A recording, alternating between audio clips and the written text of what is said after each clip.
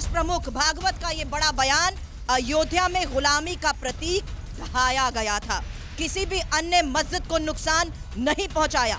वर्षों का सपना अब पूरा होने जा रहा है। ऐसी तपस्या आगे भी जारी रहेगी।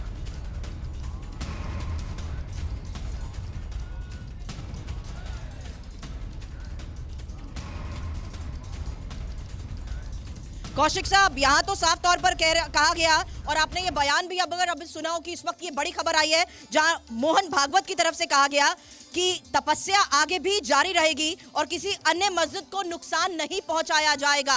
मस्जिद को नुकसान पहुंचाना मकसद नहीं था। सुप्रीम कोर्ट ने अपने फैसले में यह भी कहा था कि जो ढांचा था उसे गिराया जाना एक आपराधिक षड्यंत्र था। कौन थे अपराधी? ये किसको अपराधी कहा था सुप्रीम कोर्ट ने? जिस ढांचे को गिराने की बात। देखिए, सरकार जब आपकी सरकार है, सत्ता में है, जैसे चाहे वैसे करें आप। सच को झूठ और झूठ को सच साबित कर दें आप। सरकार, अदालत ने फैसला किया, भारतीय जनता पार्टी कहती है कि हमने फैसला करवाया, हमने राम मंदिर बनवाया, डंके की चोट पे कह रही है। सरकार ने डिसीजन लिया 22 तारीख को हम प्राण प्रतिष्ठा करेंगे और वो कह रही है कि नहीं, भगवान का आदेश आया है। चंपत राय बुलावा भेज रहे हैं, ये कह रहे हैं राम का बुलावा आया है। ये कौन सा प्रपंच रच रहे हैं भाई? अयोध्या में 15 तारीख को चला जाए तो राम का बुलावा नहीं आया है, 23 को चले जाए तो राम का बुलावा नहीं आया, और 22 तारीख को आपके झुंड में शामिल हो जाए तो सब कुछ ठीक है। पूरे हिंदुस्तान की जनता इस बात को देख रही है। और ये अभी सिद्धार्थ यादव जी बहुत लंबी बातें कर रहे थे उनकी तरफ से ये बात। एक मिनट महाराज, मैं आपसे जानना चाहती हूँ, उन्होंने ये कह दिया कि धर्म विरोधी नहीं है, मस्जिद को नुकसान पहुंचाना, किसी मस्जिद को नुकसान नहीं पहुंचाया गया। हाँ बोलिए बोलिए। था कि सिद्धार्थ यादव से कौशिक साहब की बात पूरी होने दीजिए। बोलिए कौशिक साहब। मैं सिर्फ ये कह रहा हूं कि सिद्धार्थ यादव से एक बार पूछ लीजिए कि राम मंदिर पर इतना मुखर होकर बोलने वाले श्री राम सेतु पर भारतीय जनता पार्टी का क्या स्टैंड है? कोर्ट में क्या हलफनामा दिया है? जरा देश की जनता को वो बता दे, वही बता दे। वर्तमान सरकार ने क्या स्टैंड लिया और क्या हलफनामा दिया? 2007 में आपने कहा था ना कि प्रभु श्री अरे साहब, अभी की सरकार ने क्या कहा ये बताइए ना। तब भी हम जो पुराने सरकारों ने जो किया उसका खामियाजा भुगत रही है। आपका स्टैंड क्या है ये बताइए।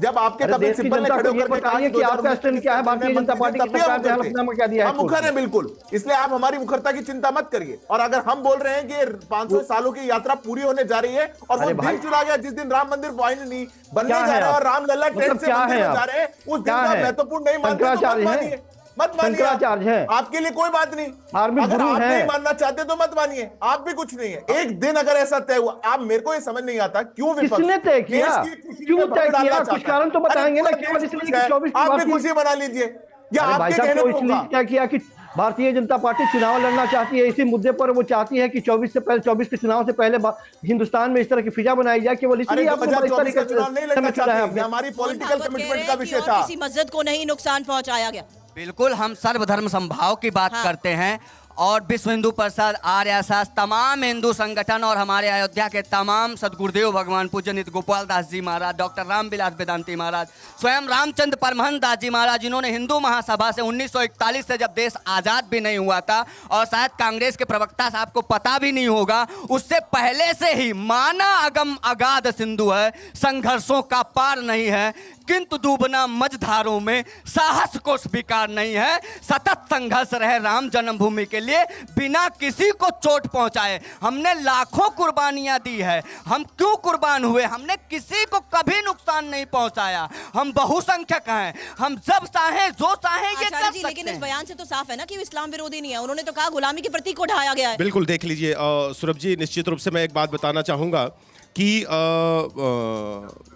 सनातनी होना और एक बात तपस्या की यहाँ बात आई है। उन्होंने तपस्या की बात कही कि तपस्या जारी रहेगी। ध्यान से सुनिएगा।